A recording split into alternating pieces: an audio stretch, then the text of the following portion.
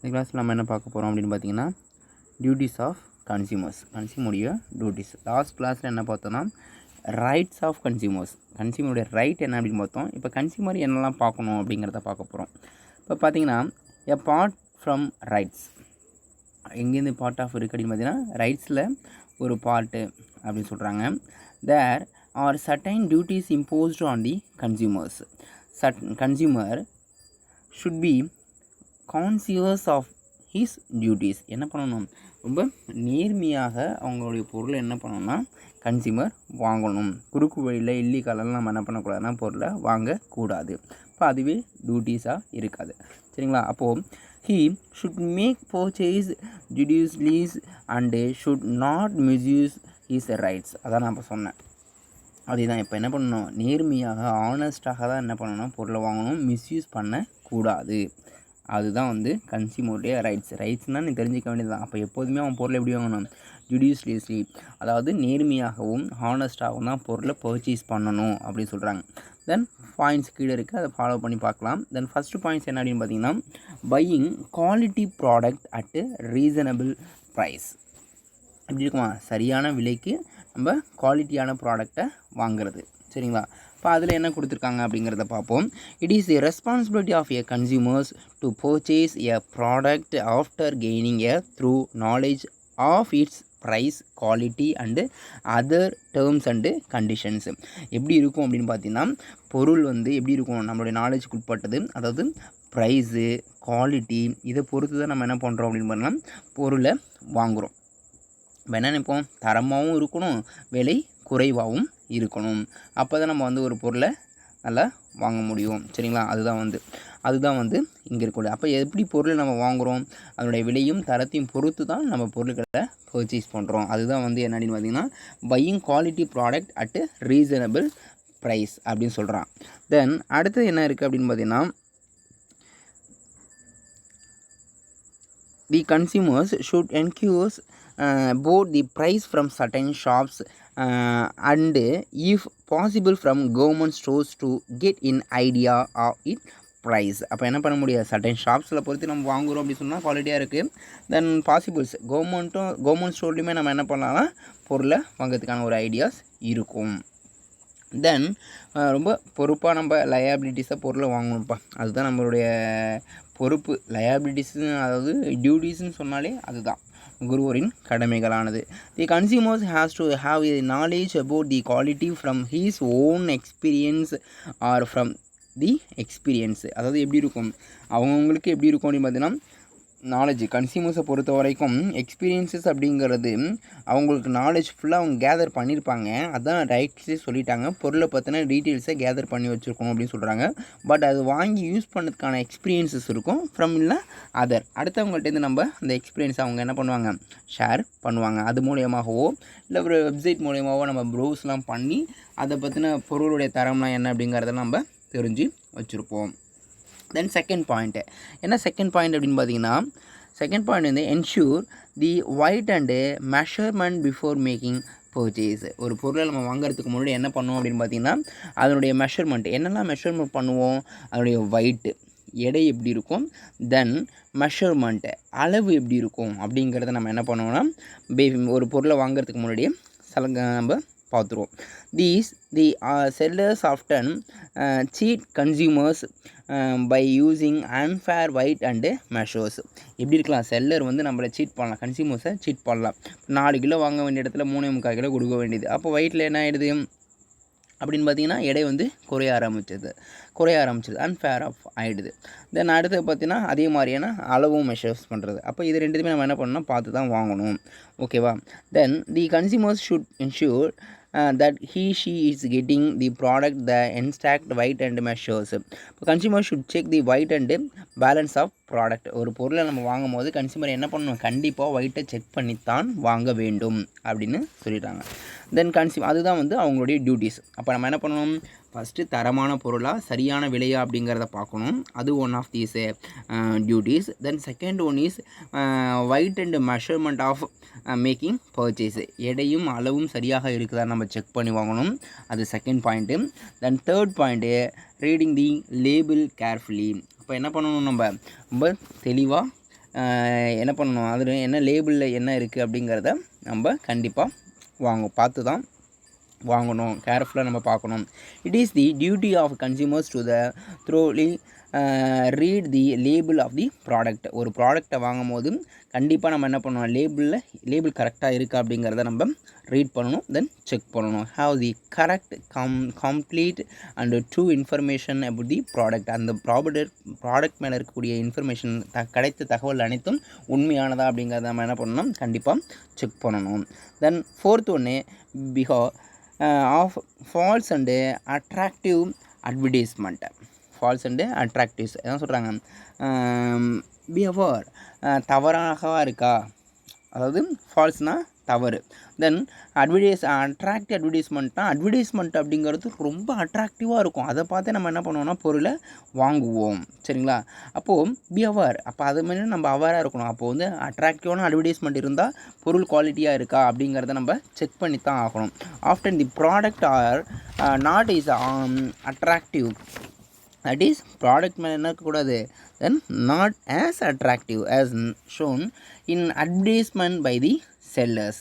இப்போ என்ன பண்ணுறான், செல்லர் வந்து அட்ராக்டிவாகவும் ரொம்ப அட்வர்டைஸ்மெண்ட்டையும் என்ன பண்ணிடுறான் அப்படின்னு பார்த்தீங்கன்னா ப்ராடக்ட்டுக்கு கொடுத்துட்றான். அதை பார்த்துட்டு என்ன பண்ணுவாங்க, சில பேர் வாங்கிடுவாங்க. அப்போ அது இதெல்லாம் நம்ம பண்ணக்கூடாது, கரெக்டாக செக் பண்ணணும். Prime duty of consumers not to get missed by சர்ச் ஃப்ராடட் அட்வர்டைஸ்மெண்ட். அப்போ எப்படிலாம் இருக்கும், அட்வர்டைஸ்மெண்ட்டு கூட தவறானதாக வர்றதுக்கான வாய்ப்பு அப்படிங்கிறது இருக்குது. தென் மிஸ்லீடிங் ஸ்கீம், இது என்ன அப்படின்னு பார்த்தீங்கன்னா, ஸ்கீம்ஸ் கூட என்ன இருக்குன்னா தவறாக இருக்கும். அதனுடைய திட்டங்கள் கூட ரொம்ப தவறானதாக இருக்கலாம் அப்படி சொல்கிறோம். அதோட திட்டம் பார்த்திங்கன்னா, mostly advertisement R used to be very attractive and willing to these scenes. எப்படி இருக்குமா, ரொம்ப ரொம்ப அட்ராக்டிவாக இருக்கும். ஸ்கீம்ஸ் பார்த்தீங்கன்னா பார்க்கும் போதே ரொம்ப நமக்கு பிடிச்ச மாதிரி இருக்கும். அப்போ அதெல்லாமே நம்ம என்ன பண்ணணும்னா செக் பண்ணணும். சரிங்களா? அப்போ அதெல்லாம் நம்ம பார்க்கணும். Then maybe occasionally false and misleadings எப்படி இருக்கலாமா, அக்கேஷன்ஸாக பார்க்கும்போது நம்ம ஏமாறதுக்கான வாய்ப்புகள் அப்படிங்கிறது ரொம்ப அதிகமாகவே இருக்கும். அப்போது consumer is supposed to be careful with attractive advertisement and avoid such misleadings and false advertisement. தவறான அட்வர்டைஸ்மெண்ட்டையும் தவறான லேபிள்ஸையும் தரவான அட்ராக்டிவ் அட்வர்டைஸ்மெண்ட்டையும் பார்த்து நம்ம ஏமாந்துடக்கூடாது.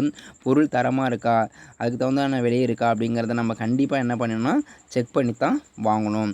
Days almost every product in the market is offered for sale with a gift. அப்போ தான் என்ன பண்ணுறான், offer கொடுக்குறான். ஒரு பொருளை சேல்ஸ் பண்ணணும்னு சொன்னால், ஒரு ப்ராடக்டை சேல்ஸ் பண்ணணும்னு சொன்னால் கண்டிப்பாக என்ன பண்ணுவான், கிஃப்ட் ப்ரெசென்ட் பண்ணுவான். That is called fraud advertisement. அது ஒன் ஆஃப் த ஃபேக் தான். சரிங்களா? அப்போ எப்படி அவன் இது பண்ணுறான் அப்படின்னு பார்ப்போம். டிஸ்கவுண்ட்டை பேஸ் பண்ணுறான்.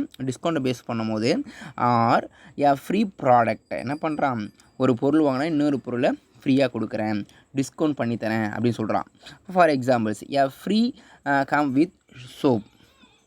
அப்போ என்ன பண்ணுறான், 4 சோப்பு வாங்கினா ஒரு சோப்பு ஃப்ரீம்மா, 3 சோப்பு வாங்கினா 5 சோப்பு ஃப்ரீம்மா. அந்த மாதிரிலாம் என்ன பண்ணணும்னா நிறைய கிஃப்ட் ப்ரெசென்ட் பண்ணுறது, டிஸ்கவுண்ட்டில் கொடுக்குறது அப்படிங்கிறதுலாம் நடக்கும். சரிங்களா?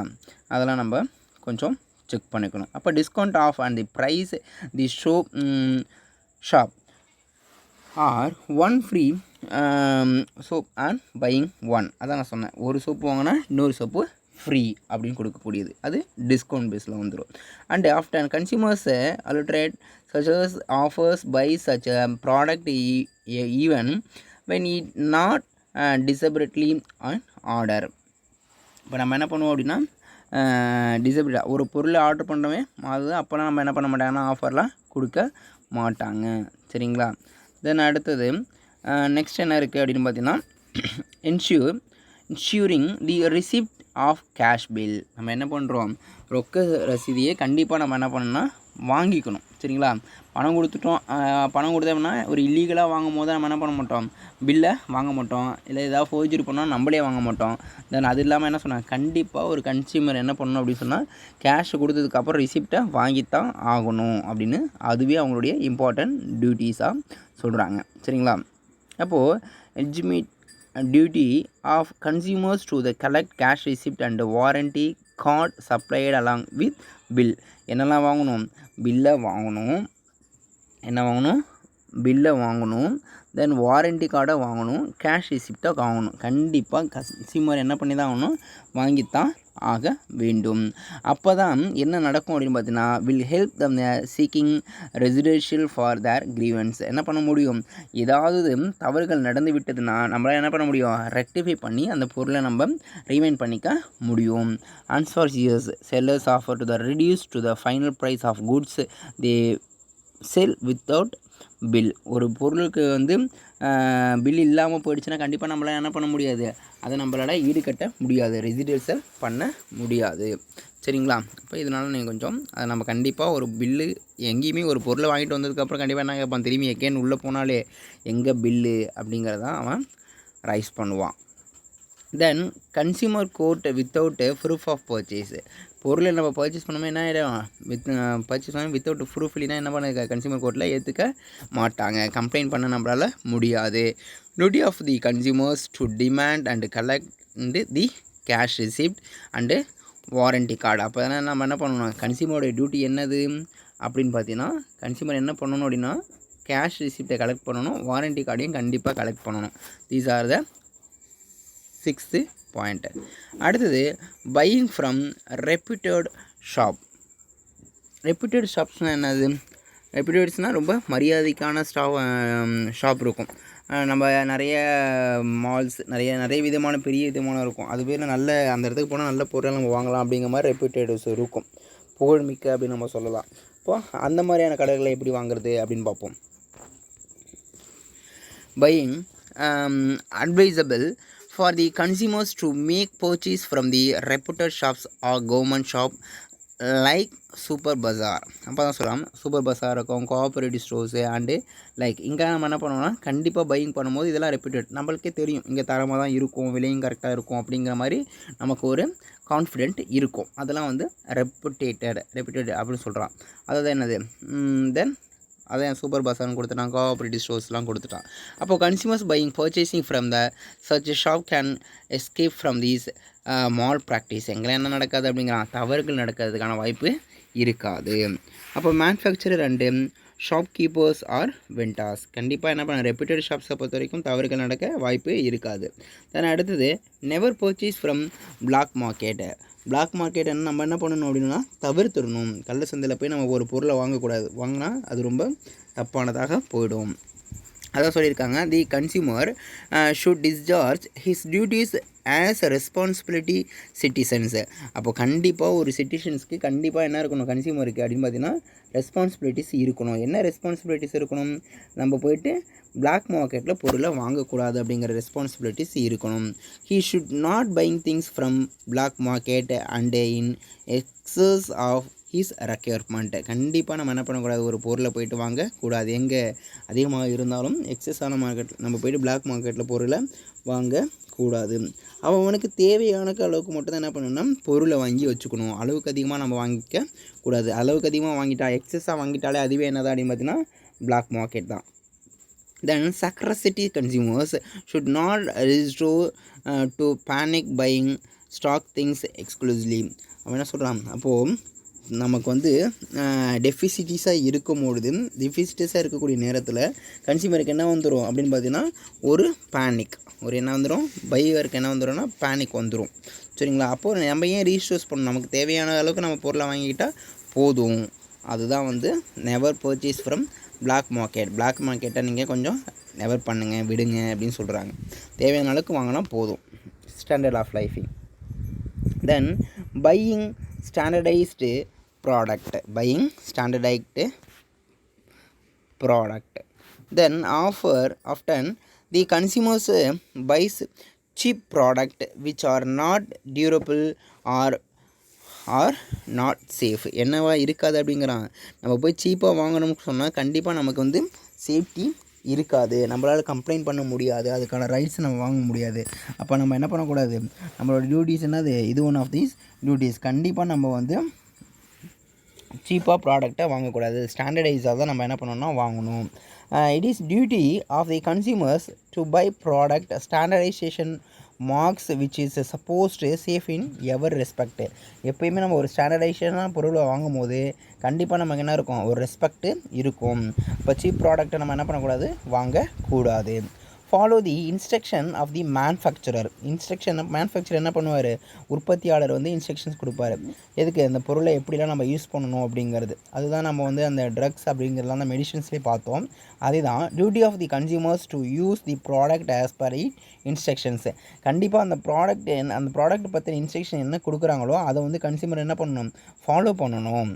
சரிங்களா. For examples, if your medicines carries on the instructions recording to storage it should be stored in the fridge. அதான் சொன்னேன். அப்போ நம்ம வந்து மெடிக்கல் சம்மந்தப்பட்ட மருந்து நம்ம வாங்குறோன்னா கண்டிப்பாக ஃப்ரிட்ஜில் ஸ்டோர் பண்ணணும்னா ஃப்ரிட்ஜில் என்ன பண்ணி தான் ஆகணும், ஸ்டோர் பண்ணி தான் ஆகணும். அதுதான் வந்து ஃபாலோ தீஸ் மேனுஃபேக்சர் இன்ஸ்ட்ரக்ஷன் நம்ம என்ன பண்ணணும், கண்டிப்பாக ஃபாலோ பண்ணணும். அப்போ ஃபாலோ பண்ணினா தான் நம்ம கன்சியூமருக்கு ஹெல்த்து நல்லாயிருக்கும். சரிங்களா. கன்சியூமர் ஹெல்த் அப்படின்னு சொல்லிட்டான். Then last one is knowledge of consumer rights. Consumer ரைட்ஸை பற்றி என்ன இருக்குது, நாலேஜ் தெரிஞ்சுக்கணும். கன்சியூமர் என்ன பண்ணிக்கணும், ரைட்ஸை பற்றின knowledge. These day it not uncommon to see a seller trying a cheat the consumer is every possible way in the order to learn quick profit. அவன் என்ன பண்ணுறான் அப்படின்னு பார்த்தீங்கன்னா, சீக்கிரம் ரொம்ப விரைவாக ரொம்ப ரொம்ப ரொம்ப ரொம்ப வேகமாக லாபம் ஈட்டணும் அப்படிங்கிறதுக்காகவே செல்லர் என்ன பண்ணிடுறான் அப்படின்னு பார்த்தீங்கன்னா, எப்படியாவது பொருட்களை கன்சியூமருக்கு தள்ளி விட்டுடுறான். சரிங்களா. தென் அதுக்கு என்ன நடக்குது அப்படின்னு பார்த்தீங்கன்னா, duties of the consumers to a aware. Consumer என்ன பண்ணியிருக்கணும், அவேராக இருக்கணும். ரைட்ஸ் அதான் சொல்கிறான். அப்போது consumer to be aware of his rights, உரிமைகள் என்ன பண்ணணும், கண்டிப்பாக கன்சியூமர் அதை பற்றி தெரிந்து வச்சுருக்கணும். அப்போ தான் வந்து நம்ம பொருள் நம்ம எப்படி வாங்கணும் அப்படிங்கிறது. Consumer is cheated by the seller. கண்டிப்பாக என்ன பண்ணுவான், செல்லர் வந்து கன்சியூமரை சீட் பண்ணுறதுக்கான வாய்ப்பு அதிகமாகவே இருக்கும். அப்போ should immediately lodge a complaint. என்ன பண்ணலாம், நம்ம கம்ப்ளைண்ட் பண்ணலாம். அப்போ நமக்கு தெரிஞ்சால் தானே நம்ம கம்ப்ளைண்ட் பண்ணலாம். தெரியாமல் இருந்தால் கம்ப்ளைண்ட் பண்ண முடியுமா, முடியாது. கம்ப்ளைண்ட் பண்ணோம்னா கண்டிப்பாக நம்ம என்ன பண்ணலாம், அதுக்கான ரெசிடென்ஸ் ரேதர் தென் ரிமைனிங்ஸ் பண்ணிக்கலாம். இன்ஸ்பெக்டர்ஸ் பண்ணும்போது கண்டிப்பாக என்ன பண்ணிக்கலாம், அதுக்கான நிவாரணம் நம்ம வாங்கி கொள்ளலாம். அதுக்கான உரிமைகள் இங்கே இருக்குது. தேங்க்யூ.